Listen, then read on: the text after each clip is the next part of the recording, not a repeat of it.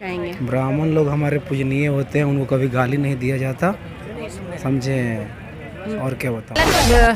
हम जहाँ तक देख पाएंगे तो हम बीजेपी की दोहरी नीति यहाँ देख रहे हैं। कहीं ना कहीं फॉरवर्ड या फिर मतलब बुरा बाल कोर वोटर है बीजेपी का। ऐसा लग रहा है कि अगर हम स्वर्ण को अगर टारगेट करेंगे तो हमारे पास जो दलित के नेता नहीं है अभी वो जीतनराम मांझी, उनको ऐसा लगता है पॉलिटिकली अगर ऐसा अफवाह फैलाया जाता है कि सरकार गिर जाएगी, कभी वो होगी कभी वो होगी, फलाना टाइम उन लोग का अपना मैटर है।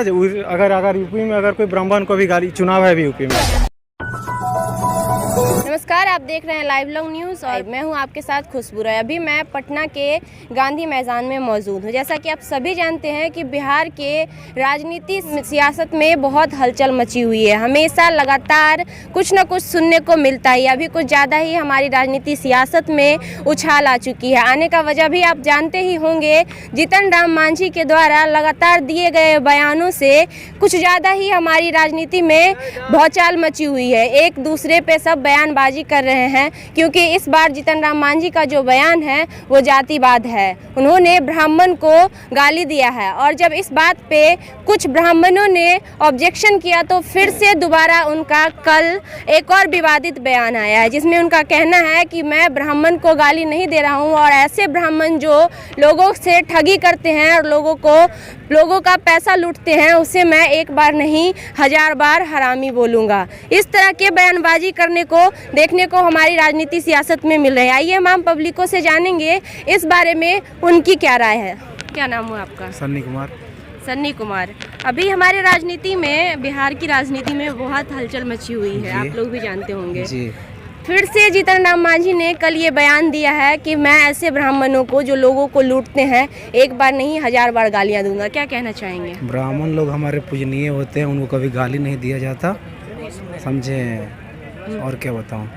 तो क्या नाम हुआ आपका भैया? मेरा नाम ऋतुराज हुआ।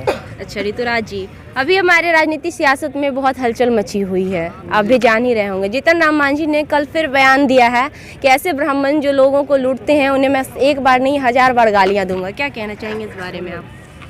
ये बहुत गलत बयानबाजी है, ठीक ना। यदि आप एक पॉलिटिक्स है तो आप पॉलिटिक्स में है, पॉलिटिशियन है तो आप सबका नेतृत्व कर रहे हैं, किसी कास्ट का नहीं कर रहे हैं। और आप अपने आप को एक अच्छा नेता सिद्ध करना चाहते हैं तो कास्टिज्म से इतर आप विकास की बात करें, सामाजिक जो विकास करना है।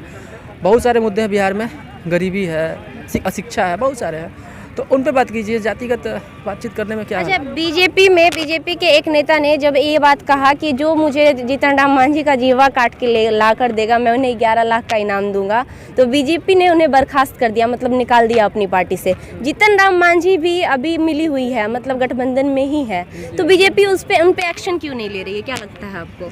कुछ तो एक्शन लेना चाहिए था उनको। इसमें हम जहाँ तक देख पाएंगे तो हम बीजेपी की दोहरी नीति यहाँ देख रहे हैं। कहीं ना कहीं फॉरवर्ड या फिर मतलब बुरा बाल कोर वोटर है बीजेपी के। और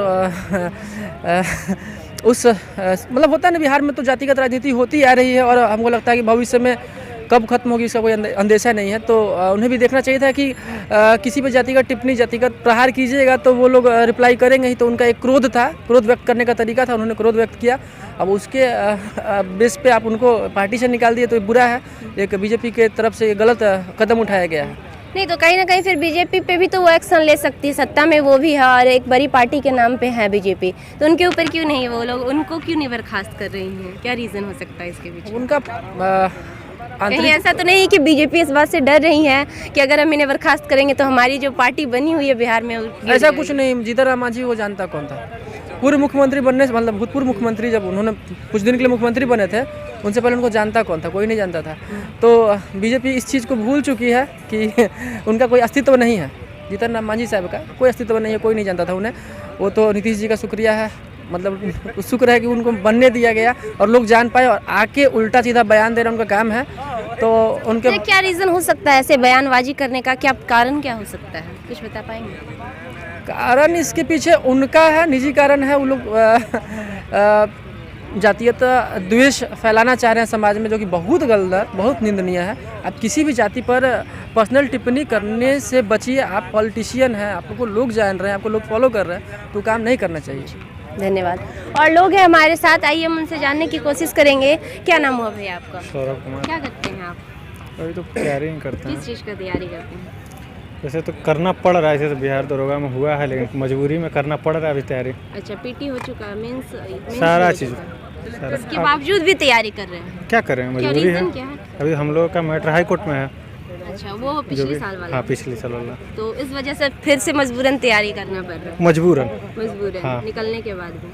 हाँ, क्या अच्छा, करें? हमारे जो राजनीति में बैठे हुए लोग हैं, उन लोग मतलब देश की बातें ना करके अभी हाल फिलहाल में हमारे सत्ता में राजनीति में बहुत हलचल मची हुई है। आपने भी सुना होगा अगर न्यूज़ देखते होंगे तो। क्या लगता है कि ये लोग, ये सब जो ये लोग कर रहे हैं, क्यों कर रहे हैं?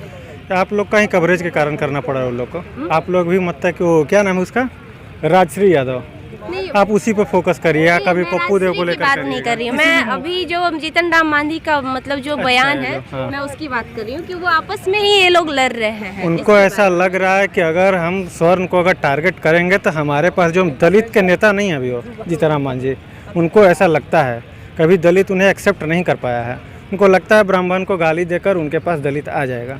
लेकिन कहीं ना कहीं 4 सीटें हैं अभी उनके पास, तो ऐसा कैसे कह सकते हैं आपकी दलित ने उन्हें इससे पूछा? नहीं माना है, वो उनका सीट नहीं है। पीछे मोदी का फोटो होता, नीतीश कुमार का फोटो होता, तभी वो उनको उतना वोट नहीं, में तो ये नहीं, ऐसा नहीं है। जो भी अरे गठबंधन में होने की गठबंधन वजह से उनको गठबंधन मिला, के कारण ही अगर उनका इतना ही है तो कभी भी एकदम निर्दलीय जो भी है मतलब अकेले होकर चुनाव लड़ने पता अच्छा, चलेगा। एक सवाल मैं आपसे करना चाहूँगी। अभी बीजेपी के एक कोई नेता थे गजेंद्र यादव, उन्होंने कहा कि अगर कोई इनका मांझी का जीवा काट के ला के देगा तो मैं उन्हें 11 लाख का इनाम दूंगा। तो बीजेपी ने उन्हें निकाल दिया अपनी पार्टी से।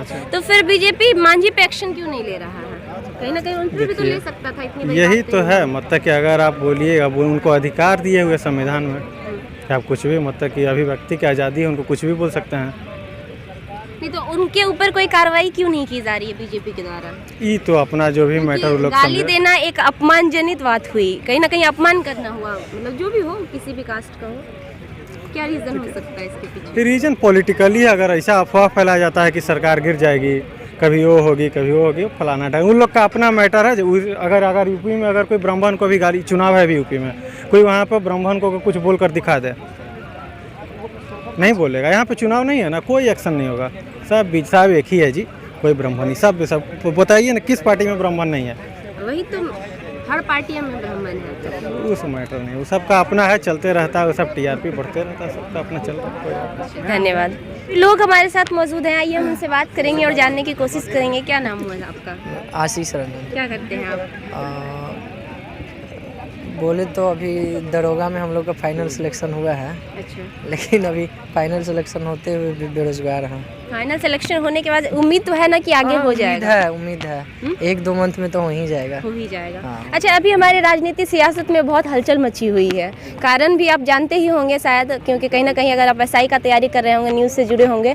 मांझी ने कल फिर से एक विवादित बयान दिया है कि अगर वैसे ब्राह्मण नेता जो लोगों को लूटने का काम करते हैं, वैसे ब्राह्मण लोग जो लोगों को लूटने का काम करते हैं, मैं उन्हें एक बार नहीं 1000 बार गालियाँ दूंगा और माफ़ी भी नहीं मांगूंगा। क्या कहना चाहेंगे आप इसके बारे में? अब जिनके पास कुछ मुद्दा ही नहीं है, वो बात में आने के लिए तो कुछ ना कुछ तो बोलते ही रहेंगे।